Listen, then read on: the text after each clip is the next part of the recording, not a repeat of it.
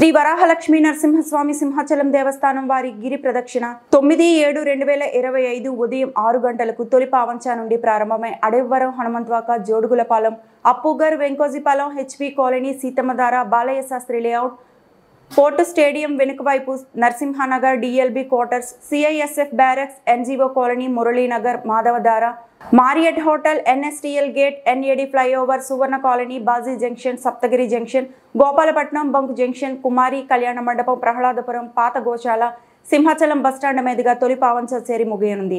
మొత్తం సుమారు 32 కిలోమీటర్లు. తేదీ 9/7/2025 ఉదయం 6 గంటల నుండి తేదీ 10/7/2025 ఉదయం 6 గంటల వరకు హనుమంతవాక జంక్షన్ నుండి అడవివరం జంక్షన్ వైపుకు, అదేవిధంగా అడవివరం నుండి హనుమంతవాక వైపునకు ఎటువంటి వాహనములను అనుమతింపబడవు. ప్రత్యామ్నాయ మార్గమైన పిఎం పాలెం మరియు ఆనందపురం మీదుగా ప్రయాణించవలెను.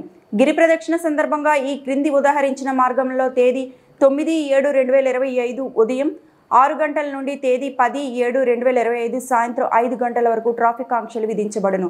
అందువలన ప్రజలు ప్రత్యామ్నాయ మార్గాల్లో ప్రయాణించవలెను.